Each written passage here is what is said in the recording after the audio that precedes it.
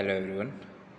Today we are going to start our new chapter of management, that is directing and controlling at supervisory level.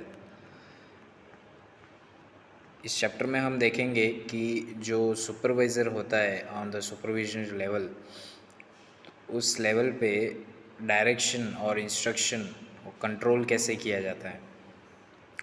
पहला topic है हमारा need for direction and instruction to subordinates, completion and feasibility of instruction. तो direction और instruction जो हमारे workers हैं उनको क्यों ज़रूरी है, क्यों नीड है, क्यों ज़रूरी रहता है उनको इंस्ट्रक्शन देना, उनको डायरेक्शन देना, और completeness and feasibility of instruction. So, need of direction and instruction to subordinates. There cannot be perfection in work and improvement in performance without direction and instruction to subordinates.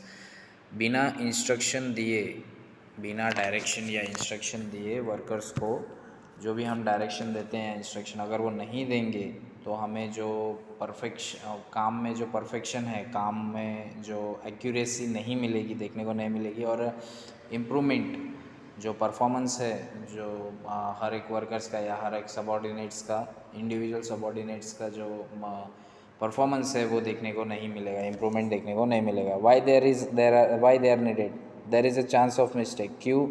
Because mistake होने के chances रह जाते हैं। People become directionless, direction नहीं देंगे तो उनको पता ही नहीं कि किस डायरेक्शन में काम करना है। Prior instruction assist in smooth functioning and work cannot happen as per the plan। यहाँ पे और भी कुछ पॉइंट्स है, that is subordinates may get frustration due to mistakes they are making. तो जो वर्कर्स है, जो काम कर रहे हैं, तो अगर उनको वो बार बार मिस्टेक कर रहे हैं तो क्या हो जाएंगे, फ्रस्ट्रेट हो जाएंगे। लॉस ऑफ रिसोर्सेस का लॉस होगा, वेस्टेज ऑफ टाइम होगा, टाइम का वेस्टेज होगा, पॉसिबिलिटी ऑफ रिपीटेटिव वर्क। तो एक ही काम बार बार करना, वो काम बिगड़ने की वजह से एक ही काम बार बार हो रहा होगा, तो वो भी गलत है। Then chaos will be possible among the team members. chaos it means confusion, कि जो टीम मेंबर्स जो भी काम कर रहे हैं, जो टीम है, तो उसमें जो भी मेंबर्स हैं, जो वर्कर्स होंगे, उनके बीच में कन्फ्यूजन क्रिएट होगा।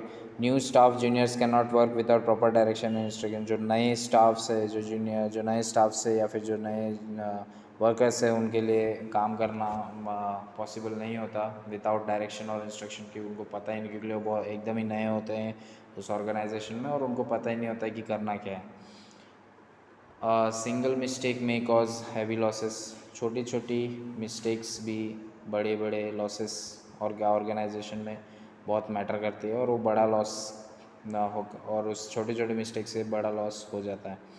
एवरी टाइम जॉब का challenges are different, so instruction helps the workers to understand the situation. तो हर समय जो जो भी हम काम करते हैं उसमें क्या क्या डिफ़िकल्टीज़ है, वो हर एक सिचुएशन में अलग होता है। तो अगर डायरेक्शन और इंस्ट्रक्शन प्रॉपर दिया जाएगा सबऑर्डिनेट्स को by the supervisors, so they will be working in the so they will be understanding the situations। then deviation in work is possible if there are no direction।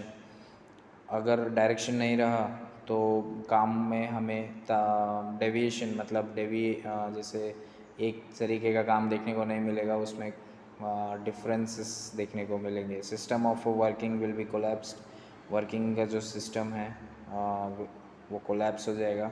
Loss of discipline is possible. Discipline भी नहीं रहेगा। Goals can not be achieve due to disturbed work by workers due to lack of instruction. अगर instruction नहीं रहेगा तो गोल जो है workers properly काम नहीं कर सकेंगे, एक डायरेक्शन में काम नहीं कर सकेंगे, और हम हमारा गोल अचीव नहीं कर सकते। Completeness and फिजिबिलिटीज़ of instruction. तो काम, कौन सा काम कैसे कर सकते हैं, तो ये चीज़ हम इंस्ट्रक्शन एक सुपरवाइज़र कैसे देगा। So following are the features of completeness and feasibility. Instruction are given at proper time. जो सुपरवाइज़र है उसको जो भी इंस्ट्रक्शन देना है प्रॉपर टाइम पे देना चाहिए। Instruction are given to proper person. हर एक पर्सन को इंडिविजुअल जिसके उसके स्किल के अकॉर्डिंग उसको इंस्ट्रक्शन देना चाहिए। इंस्ट्रक्शन आर नॉट कन्फ्यूजिंग नहीं होना चाहिए। They must be clear and simple, एकदम सिंपल होना चाहिए। Instruction must be given by proper authorities. जो इंस्ट्रक्शन मिलेगा वो एक प्रॉपर जो स्किल या है, या फिर जो क्या बोल सकते हैं उसको, एक्सपीरियंस्ड है, वो उसके तो उसके थ्रू हमें इंस्ट्रक्शन मिलने चाहिए। ये बात का भी ध्यान होना चाहिए। इंस्ट्रक्शन आर इन रिटन और in oral form as per the requirement. तो जैसे इंस्ट्रक्शन बोल के भी, ओरली भी हो सकता है, रिटन में भी हो सकता है। There is a close loop system that is instruction have a feedback mechanism, कि हमने ये क्लोज लूप सिस्टम होना चाहिए। जैसे हमने इंस्ट्रक्शन दिया तो वहाँ वर्कर्स के थ्रू फीडबैक भी आने चाहिए कि काम हो रहा है कि नहीं हो रहा है, कि कुछ प्रॉब्लम्स क्या डिफ़िकल्टीज आ रही है, तो वो सारे फीडबैक्स आने चाहिए। Language is familiar to the user. जो भी लैंग्वेज हम यूज़ करेंगे कम्युनिकेशन के थ्रू, या फिर जो भी हम रिटर्न में एक लैंग्वेज यूज़ करेंगे, तो वो सबके लिए फेमिलियर होना चाहिए। इंस्ट्रक्शन आर रीडेबल एंड और हियरेबल। तो अगर रिटर्न सोर्स है, अगर हम जो इंस्ट्रक्शन दे रहे हैं वो रिटर्न सोर्स के थ्रू दे रहे हैं, तो it should B readable from all the workers और ऑल द सबऑर्डिनेट्स। एंड अगर हम बोल रहे हैं कुछ इंस्ट्रक्शन ओरली बोल रहे हैं, तो इट शुड बी हियरेबल, वो प्रॉपरली समझ में आना चाहिए लोगों को, नहीं तो उसकी वजह से कन्फ्यूजन बढ़ेगा। Instruction are specific. Instruction have meanings. Full proof system of instruction. No requirement of additional instruction. Instruction are based on logic, scientific based and experience. Instruction follow rules and achieve goals. तो instruction जो requirements हैं, हमें जो भी काम करना है, complete करना है, तो इंस्ट्रक्शन के थ्रू, तो वो इंस्ट्रक्शन कैसे होने चाहिए, क्या क्या उसके नीड्स होने चाहिए, तो क्या क्या ज़रूरी है इंस्ट्रक्शन देने में, तो ये सारी पॉइंट्स इसमें दिए गए हैं। Needs requirements of effective direction by supervisor. तो सुपरवाइज़र जो भी डायरेक्शन देगा, तो उसको इफ़ेक्टिव बनाने के लिए, डायरेक्शन तो देते हैं बट उसको इफ़ेक्टिव बनाने के लिए, कि वो काम में जो डायरेक्शन, अभी कोई एक सुपरवाइज़र ने कुछ ऑर्डर्स दिए, कोई डायरेक्शन दिया, तो इट शुड बी इफ़ेक्टिव। ऐसा नहीं हो कि हाँ ठीक है, वो जस्ट एक रिटन पेपर पे या फिर ओरली बोल दिया है, बाकी वर्कर्स अपने तरीके से काम करें, ऐसा नहीं होना चाहिए। अगर वैसा होगा तो हम हमारे जो ऑर्गेनाइजेशन है वो अपने गोल तक नहीं पहुंच सकता। सो whatever the directions given by the supervisor should be effective. Direction by supervisor is complex function. Direction can be learned and perfected only through long experience. Following are requirements principles of direction by supervisors. Harmony of objectives, that is तालमेल, जो भी हमारे organisation में है उसमें तालमेल बने रहना चाहिए। Supervisor should direct the ordinate in such a way that they feel that their personal goals are in the harmony with the objectives of the organization. तो सुपरवाइज़र को जो उसके नीचे जो काम कर रहे हैं, जैसे वर्कर्स है, जो जितने भी सबऑर्डिनेट्स हैं, इंडिविजुअल, उनको ऐसे डायरेक्ट करना चाहिए कि वो जो सबऑर्डिनेट्स हैं उनको ऐसा फील हो कि जो वो काम कर रहे हैं और उसका जो तालमेल है वो किससे मिल रहा है, उनके पर्सनल गोल से, मतलब उनकी जो नीड्स है उनसे वो मिलना चाहिए, वो उन्हें ऐसा फील होना चाहिए। Unity of command, the subordinate should receive orders and instruction from one supervisor only. तो अगर अलग अलग सुपरवाइज़र अलग अलग लोगों से, अलग अलग अथॉरिटी से हमें अगर इंस्ट्रक्शन या फिर डायरेक्शन मिलता रहेगा, वर्कर्स को मिलता रहेगा, तो वो कंफ्यूज हो जाएंगे। तो it should B seen, or it should be ensured that the instruction should be from only one supervisor. Direct supervision, every supervisor must maintain face to face direct contact with his subordinates. So जो भी ऐसा नहीं कि supervisor को उनसे जाके, मतलब खाली ऑर्डर्स दे दिए हैं, इंस्ट्रक्शन दे दिए और उनसे बात नहीं करते, कम्युनिकेट नहीं करते हैं फेस टू फेस। तो ये सब चीज़ अवॉइड करनी चाहिए, बिकॉज अगर कोई चीज़ में सक्सेस, कोई एक ऑर्गेनाइजेशन में अगर गोल अचीव करनी है, तो वर्कर्स के साथ या सबऑर्डिनेट्स के साथ बात करने होगी, हमें इंडिविजुअली जाके उनका सुपरवाइज़र को जो है उनको पर्सनली मिलना होगा, क्या उनको डिफ़िकल्टीज आ रही हैं क्या, और वो उनको सॉर्ट आउट करके देना होगा। Efficient communication. Communication is an instrument of direction. Supervisor gives orders through communication only. मतलब ज़रूरत के जितना ज़रूरत है उतना तो कम्युनिकेशन होना ही चाहिए। अगर इंस्ट्रक्शन दे रहे हैं तो जितना उन्हें ऐसा नहीं होना चाहिए कि तो कम्युनिकेशन, लैक ऑफ कम्युनिकेशन की वजह से जो वर्कर्स है, सबऑर्डिनेट्स हैं, उनमें कन्फ्यूजन क्रिएट हो जाए। तो कन्फ्यूजन ना क्रिएट हो इसलिए हमें कम्युनिकेशन करते रहना चाहिए। Follow through.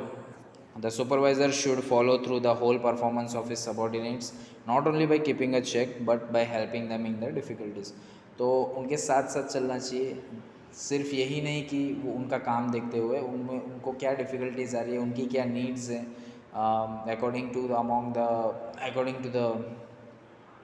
To the jobs और वर्क, तो उनके उसके हिसाब से उनको हेल्प भी करना चाहिए। उसका क्या डिफ़िकल्टीज़ है उनको सॉर्ट आउट करके देना चाहिए।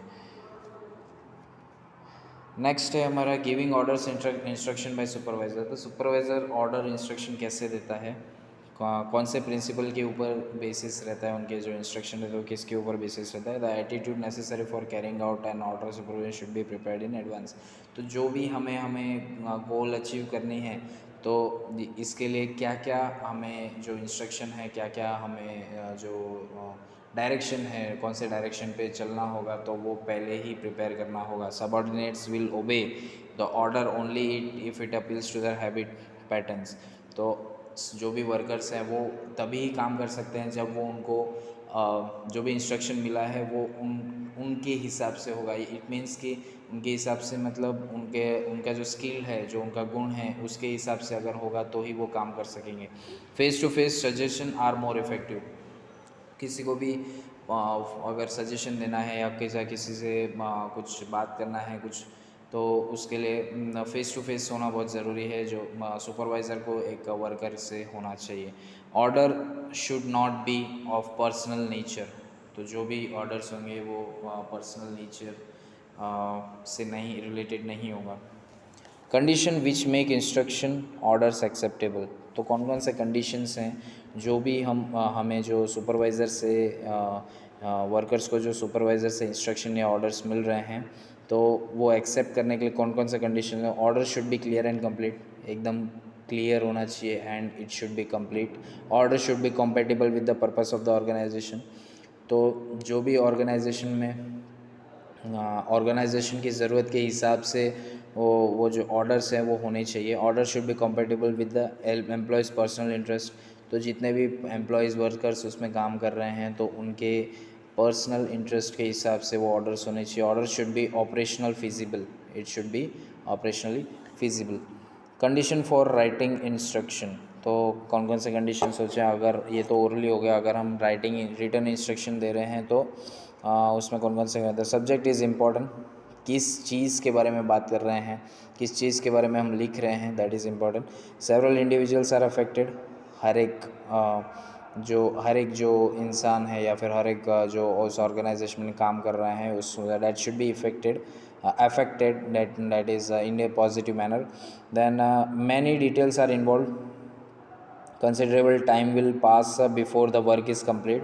There is geographical distance between the supervisor and the subordinates. तो अगर रिटर्न सोर्स रहेगा, अगर हम रिटर्न सोर्स देते हैं तो कम्युनिकेशन जो भी है वो एक कम्युनिकेशन गैप बन जाएगा between the workers and between the subordinates and the supervisor. Method to ensure compliances to the instruction orders. तो जो भी सुपरवाइज़र ऑर्डर या इंस्ट्रक्शन देगा तो उसको ये यकीन मतलब उसको पॉसिबल करना, उस चीज़ को अचीव करना कि जो मैं इंस्ट्रक्शन दे रहा हूँ, जो ऑर्डर्स हैं उसको जो सबऑर्डिनेट्स है वो फॉलो करे। तो कौन कौन से मेथड्स हैं, तो पहला है force, that is do what I से और अदरवाइज। तो जैसे means you will be punished if you do not follow supervisor. तो अगर वर्कर्स के मन में ये रहेगा, ये होना बहुत ज़रूरी है कि जो भी सबऑर्डिनेट्स काम कर रहे हैं सुपरवाइज़र के नीचे, तो उनको ये डर रहना ज़रूरी है कि अगर मैंने काम नहीं ठीक से किया तो हो सकते कुछ सुपरवाइज़र जो है वो एक्शन ले। फॉर एग्ज़ाम्पल कि मेरे पगार काट ले या फिर जो भी सैलरी है उसमें से कुछ डिडक्शन कर ले, तो वो चीज़ होना ज़रूरी है। पैटर्न ये हो गया पहला। Then paternalism, do what I say because I am good to you. तो जो भी मैं बोल रहा हूँ वो करो क्योंकि मैं तुमसे बेहतर हूँ। तो ये भी एक तरीका है जो सबॉर्डिनेट्स उनसे काम निकलवाने का। बार्गेनिंग भी होती है, जैसे सुपर बार्गेन, इट मीन्स ऐसा नहीं कि लेन देन अपने ही वर्कर से लेन देन करते हैं। इट मीन्स कि supervisor workers, for example supervisor worker को कहेगा कि अगर तुम ये मुझे ये गोल अचीव करके देते हो, अगर तुम इतना काम करते हो तो मैं तुम्हें ये प्रोवाइड कर दूंगा, मैं तुम्हारी ये जो रिक्वायरमेंट्स है, जो नीड्स है, वो मैं तुम्हारे फुलफ़िल कर दूंगा। Then harmony of objectives, that is जो भी ऑब्जेक्टिव्स है उसमें तालमेल। If we perform together each will achieve his goal. तो एक और तरीका है कि सुपरवाइज़र जो है वर्कर्स को ये कहे कि अगर हम एक साथ काम करेंगे तो आपका भी फ़ायदा होगा, हमारा भी फ़ायदा होगा। सो ये सारे जो है वो मेथड्स है काम निकलवाने के। Characteristics of a good instruction, तो एक गुड इंस्ट्रक्शन के क्या क्या कैरेक्टरिस्टिक्स होते हैं? It should be reasonable, it should B enforceable, it should be clearly defined, it should B understandable easily, it should B complete in all respects, it should have acceptance from the subordinates, it should be preferably written, supervisor should use appropriate tone while issuing it, it should specify the time। तो ये सारे जो है वो अगर instruction हम provide कर रहे हैं, गुड इंस्ट्रक्शन, तो उसके कैरेक्टरिस्टिक्स हैं। नेक्स्ट आते हैं हमारा इम्पोर्टेंस ऑफ डायरेक्शन। तो जो भी हम डायरेक्शन दे रहे हैं, जो सुपरवाइज़र दे रहा है, तो उसके क्या क्या इंपॉर्टेंस है? इट स्टार्ट्स एक्शन, तो अगर डायरेक्शन दे दिया तो एक्शन, मतलब वो जो भी वर्कर्स है वो एक्शन में आ जाएंगे। It ensures maximum contribution of the individuals, हर एक का सबॉर्डिनेट्स का मैक्सिमम कंट्रीब्यूशन हम निकाल सकते हैं।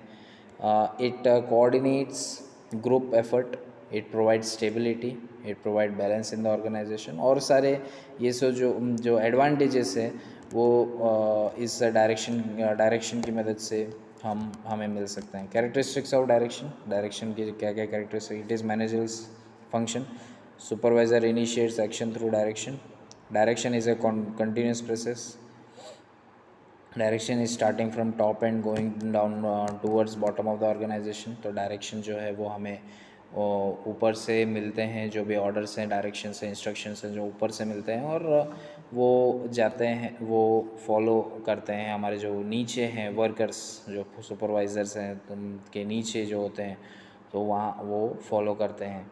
दैट इज़ डायरेक्शन जो है वो टॉप से लेके बॉटम में, एक ऑर्गेनाइजेशन में टॉप से बॉटम के थ्रू टूवर्ड्स जाता है। Subordinates follow supervisor because of his direction and तो सुपरवाइज़र जो भी डायरेक्शन देगा उस बेसिस के हिसाब से सबऑर्डिनेट्स उस पर काम करता है। Direction is the link between planning and control. So जो भी डायरेक्शन है, direction is the link between planning and the control. Personal counselling. So what is personal counseling? The supervisor is counselor, advisor and mentor of the workers। तो जो supervisor क्या है कि जो भी वर्कर्स हैं वो जो काम कर रहे हैं तो उनके काउंसलर है, मीन्स एडवाइज़र है, और मेंटर भी है कि उनसे ज़्यादा एक्सपीरियंस है सुपरवाइज़र को, काम का एक्सपीरियंस होने की वजह से वो जो भी नए वर्कर्स है, जो भी वर्कर्स नीचे काम कर रहे हैं, तो उनको जो भी डिफ़िकल्टीज आती हैं तो उनको एडवाइस करना, उनको उस डिफ़िकल्टी से को सॉल्व करके देना, ये किसका काम है? सुपरवाइज़र का काम है। Unless and until he gets connected with the workers by above roles, it is difficult to achieve excellence। तो अगर आपको कोई गोल अचीव करना है तो उनको काउंसलिंग, पर्सनल काउंसलिंग होना बहुत ज़रूरी है। सुपरवाइज़र को वर्कर्स के थ्रू पर्सनल काउंसलिंग होना ज़रूरी है। Giving order and instruction for getting work done is not only sufficient for smooth running of production and healthy environment among the workers is an important feature of the success of supervisor. तो सिर्फ orders और instruction दे के उनके हाल पे छोड़ देना, that is not, तो ये हमें गोल नहीं अचीव, जो हम सोचे हैं डिज़ायर्ड गोल है हमारा, वो नहीं अचीव कर सकते हैं। हमें उनके साथ कम्युनिकेट करना होगा, उनकी प्रॉब्लम्स को सॉल्व करना ही होगा, तभी हम एक अपना जो भी हमने ऑर्गेनाइजेशन ने गोल सेट किया है उसे अचीव कर सकते हैं। One of the role is counselling the subordinates workers. Why personal counselling is needed? तो काउंसलिंग की क्यों ज़रूरत है? Personal people loses confidence in work. तो जो काम कर रहे हैं वो क्या करते हैं, अगर वो बार बार मिस्टेक्स करते हैं तो वो क्या हो जाते हैं, कॉन्फिडेंस उनका कम हो जाता है। दे नीड गाइडेंस, उनको गाइड करने की ज़रूरत है। Sometimes they need support from seniors, उनके सीनियर से उनको सपोर्ट की भी ज़रूरत पड़ती है। Stress in work is affecting mental condition. तो अगर स्ट्रेस बढ़ेगा तो वो काम में भी उस स्ट्रेस का प्रभाव पड़ेगा।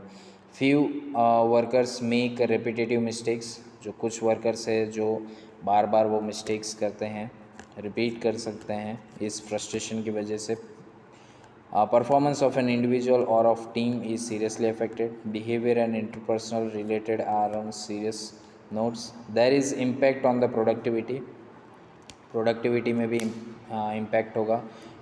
जो प्रोडक्ट हम बना रहे हैं, जो ऑर्गेनाइजेशन बना रही है, उस पर भी इफ़ेक्ट होगा। Some workers are nervous due to reason at work.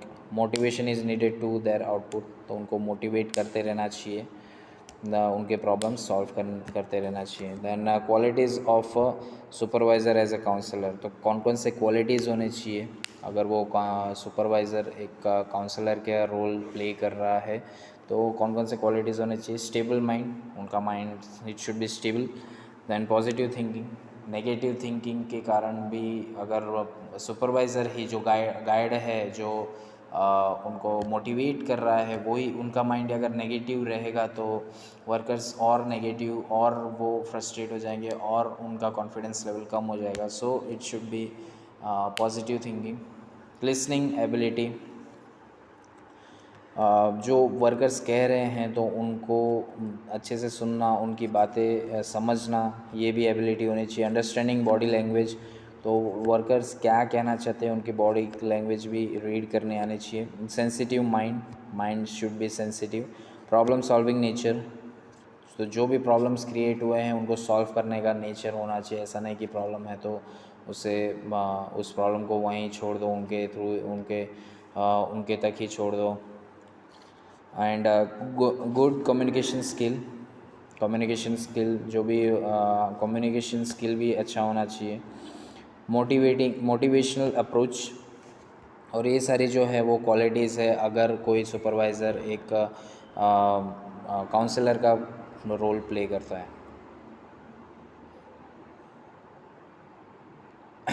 Advanced prediction of a possible mistakes. There is a skill which is logical also.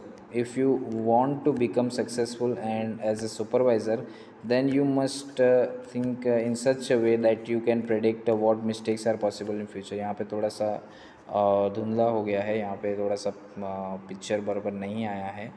सो आप टेक्स्ट बुक आप सबके पास होगा ही न्यूरल प्रकशन का, तो उसमें 3.5 पेज नंबर पे आप देख सकते हैं, तो वहाँ पे आप रीड आउट करके देख सकते हैं, समझ सकते हैं। So I will complete this. How to do such prediction. तो अगर कोई मिस्टेक होने वाली है, कोई अगर गलती होने वाली है या फिर कुछ लॉस होने वाला है, हमें दिख रहा है, तो उस लॉस को कैसे पहचानना, how to do such prediction, मतलब वो पहले ही हम प्रेडिक्ट कैसे करना है, हमें कैसे भाप लेना है कि हाँ अब ये अगर ये डायरेक्शन में काम करेंगे तो गलती हो सकती है, तो वो कैसे हमें समझ में आएगा, वो यहाँ पे दिया हुआ है। That is understanding present scenario, जो अभी चल रहा है तो उसको समझ के लेना। Find out deviation in work from the plan standard work, जो हमने प्लान किया है, जो सुपरवाइज़र ने या फिर अथॉरिटीज़, जो हायर अथॉरिटीज़ हैं, उन्होंने जैसा प्लान किया है उस हिसाब से अगर काम का वो जो प्लान किया है और जो अभी जो काम चल रहा है उसके बीच में क्या डेविएशन है, उसके बीच में क्या डिफरेंसेस है, तो उस चीज़ उसको समझना। Project the future as per the present status of the work and predict what bad poor improper mistakes shortcoming that can occur. तो ये जानना भी ज़रूरी है कि जो डेविएशन है उसके कारण क्या होगा, कि आगे चल के क्या हो सकता है, इसके थ्रू हम प्रेडिक्ट कर सकते हैं कि क्या हमें लॉस हो सकता है। What is the use of such prediction. तो ऐसे प्रेडिक्शन का क्या क्या यूज़ है। We can be prepare for the losses, तो जो भी लॉस होंगे उसके लिए हम प्रिपेयर होंगे। लॉसेस कैन बी मिनिमाइज्ड, जो भी लॉसेस होने वाले हैं तो हम तैयार हो जाएंगे उस चीज़ के लिए। और उस चीज़ को, अब गलत तो हो चुका है बट उस चीज़ को सही कैसे करें, तो हम एक मिनिमम लेवल तक हम उस लॉस को कर सकते हैं। Action can be taken to avoid और रिड्यूस सच फ्यूचर मिस्टेक्स। तो उस जो मिस्टेक होने वाली है उसके थ्रू, उसके अगेंस्ट हम एक्शन ले सकते हैं और जो लॉसेस है वो मिनिमम कर सकते हैं। Correction in the present status can lead in to achievement as per the plans. So ये होना बहुत ज़रूरी है कि कोई भी काम अगर हो रहा है और उसमें हम ये प्रेडिक्ट करना बहुत ज़रूरी है at the level of the supervisor की, sorry, at the level of the supervisor. ये it should be predictable that what are the losses are going to come in the future or what are the mistakes are going to be done by the workers in the future. सो आज के लिए बस इतना ही। Next lecture में हम आगे का continue करेंगे। Thank you.